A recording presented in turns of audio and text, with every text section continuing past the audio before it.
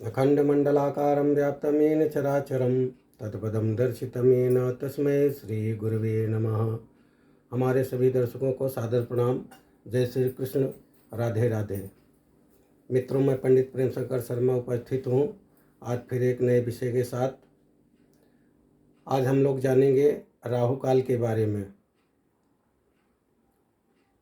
होरा, चौघड़िया।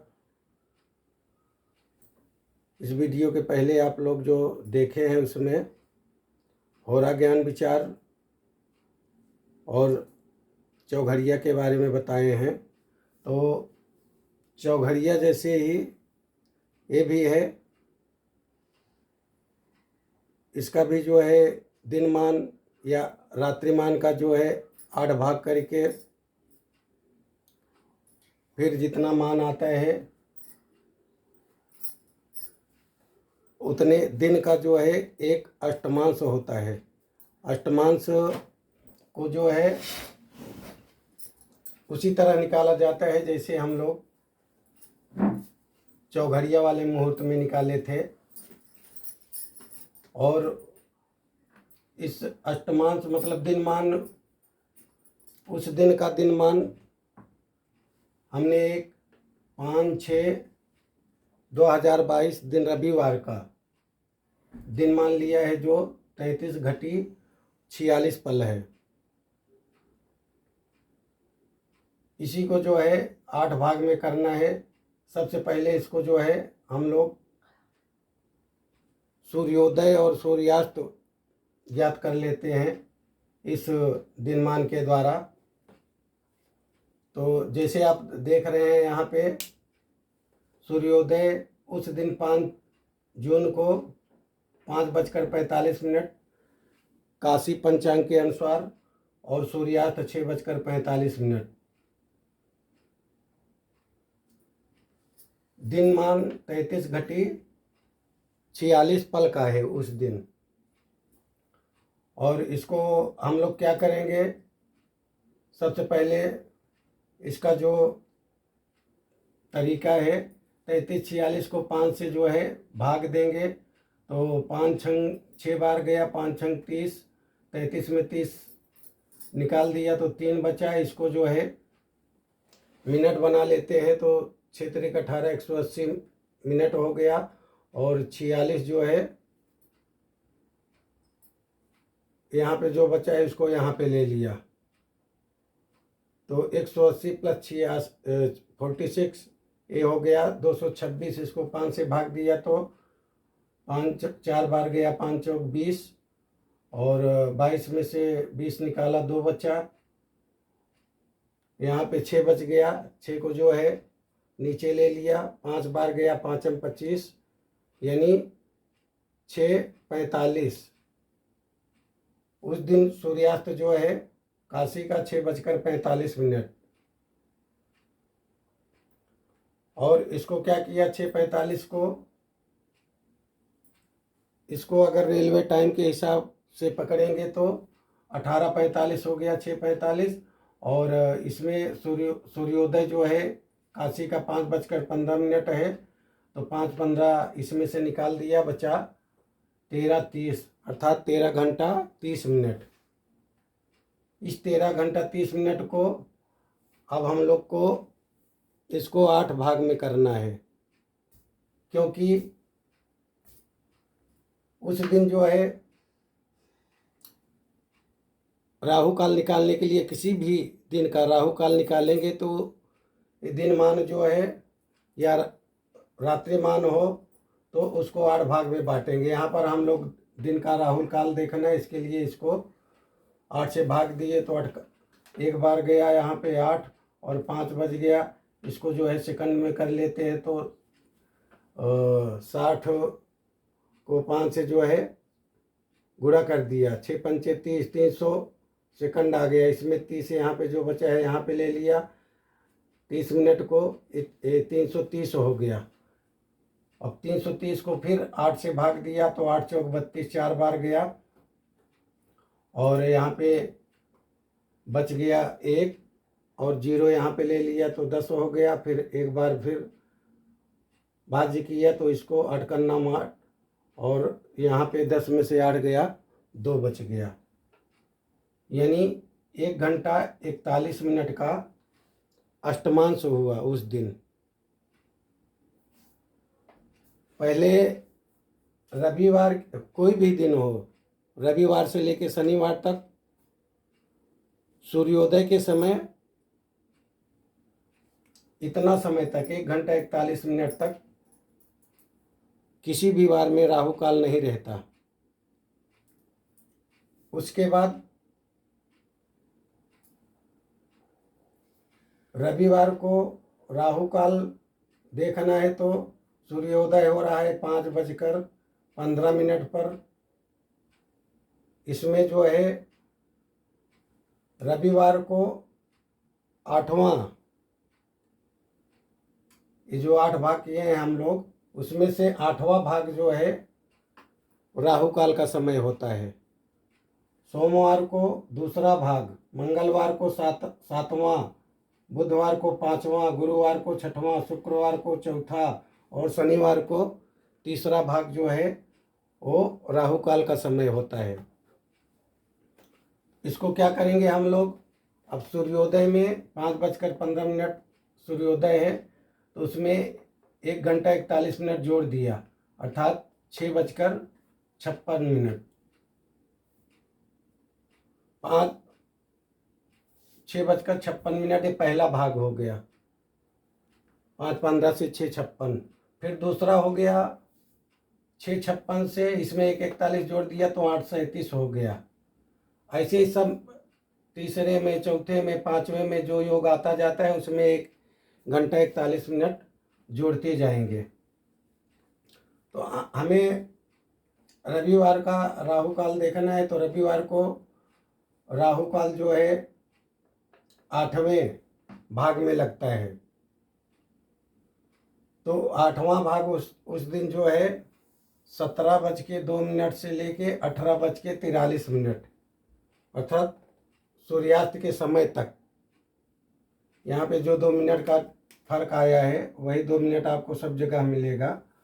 इसको भी अगर और सूक्ष्म करेंगे तो लगभग 15 सेकंड जो है ये भी हो जाएगा, परंतु 1-2 मिनट हम लोग किसी भी अनुष्ठान के लिए, पूजा पाठ के लिए रुक सकते हैं, उसके बाद कोई भी कार्य प्रारंभ कर सकते हैं।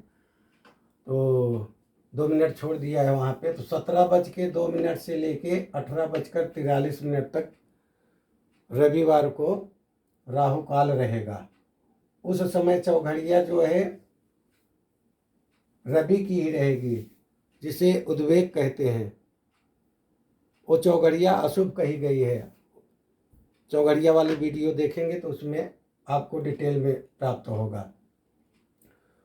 सोमवार को दूसरे पार में लगता है, दूसरे अष्टमांश में लगता है राहु काल। तो दूसरा अष्टमांश हो गया 6:56 से आज 8:37 तक, इस सोमवार का हो गया। यदि सोमवार को भी दिन माने यही 33:46 और सूर्योदय या 5:15, सूर्यास्त 6:45 हो तो, या मंगलवार को भी यही हो तो 7वें अष्टमांश में 15:21 से लेके 17:02 अर्थात दोपहर बाद। बुधवार को 11:59 से 13:40 5वें अष्टमांश में। गुरुवार को 13:40 से 15:21 6वें अष्टमांश में। शुक्रवार को 10:18 से 11:59 सुबह चौथे अष्टमांश में। और शनिवार को 8:37 से लेके 10:18 तक सुबह तीसरे अष्टमांश में राहु काल रहेगा। यदि यही सूर्योदय, सूर्यास्त और दिनमान का समय हो तो। हमने रविवार का लिया है 5 जून का, तो 5 जून का 17:02 से लेके 18:43। और रविवार को जब राहु काल रहता है तो उस समय रवि की चौघड़िया रहती है, जिसे उद्वेग बोलते हैं, वो अशुभ कहा गया है। परंतु सरकारी कामकाज करना उसमें कहा गया है। और सोमवार को जब राहु काल रहता है तो उस समय काल नामक चौघड़िया चल रही होती है, जो शनि की चौघड़िया होती है। और मंगलवार को जब राहु काल रहता है जिस समय, उस समय शुभ चौघड़िया रहती है। शुभ होते हुए भी उस समय को छोड़ देना चाहिए, क्योंकि उस समय राहु काल का वास होता है। और बुधवार को रोग नामक चौघड़िया रहती है।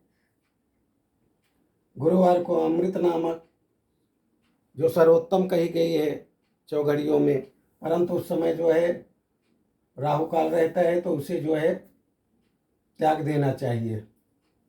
शुक्रवार को काल नामक जो है चौघड़िया रहती है, और शनिवार को रोग नामक चौघड़िया रहती है। यानी गुरुवार को अमृत नामक चौघड़िया जो शुभ कही गई है, और मंगलवार को शुभ नामक चौघड़िया जो शुभकारी कही गई है। ये दोनों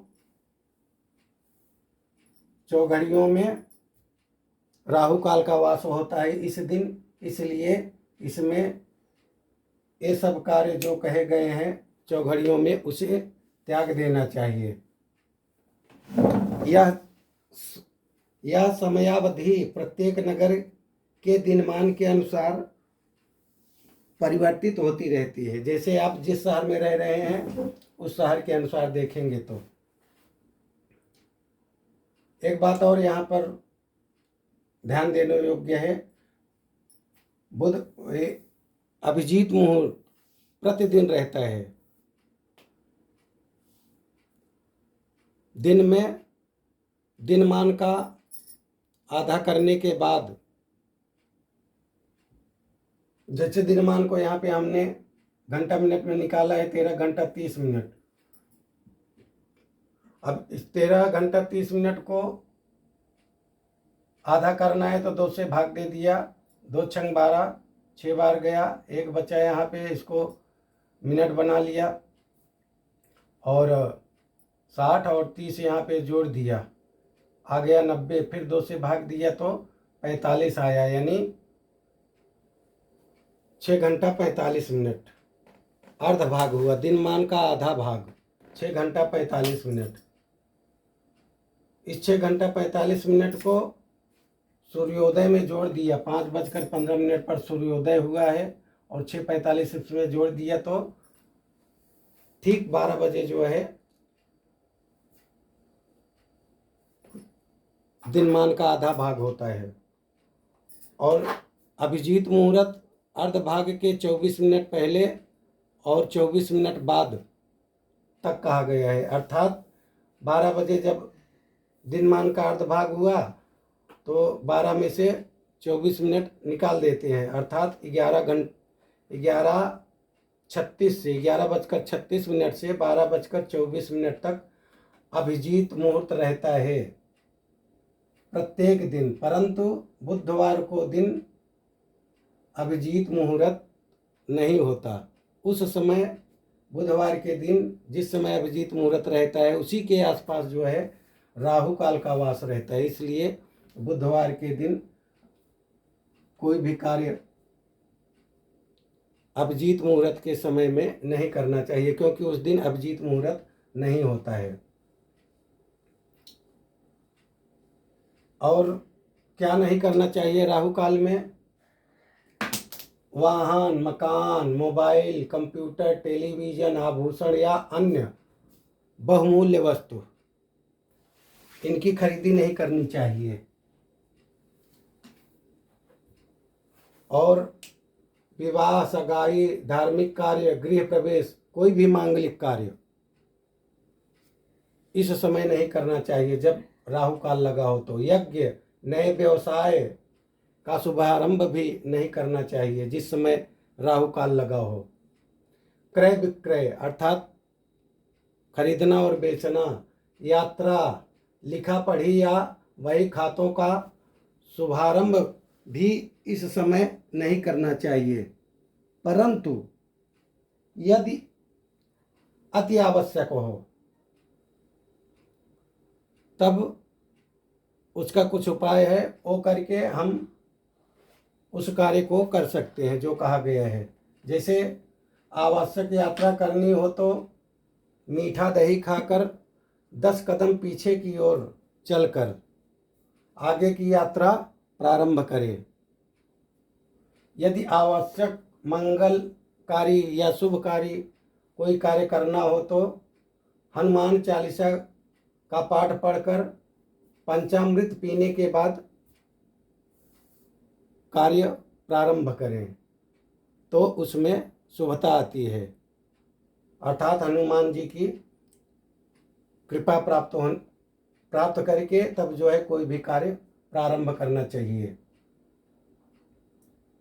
आशा करता हूँ कि हमारे द्वारा बताई गई जानकारी आप लोगों की समझ में आ गई होगी। इसी के साथ मैं अपनी वाणी को विराम देता हूँ। सर्वे भवन्तु सुखिनः, सर्वे सन्तु निरामयाः, सर्वे भद्राणि पश्यन्तु, माँ कश्चित् दुःख भाग् भवेत्। ओम शांति शांति शांति, सुशांतिर्भवतु, सर्वारिष्ट शांतिर्भवतु।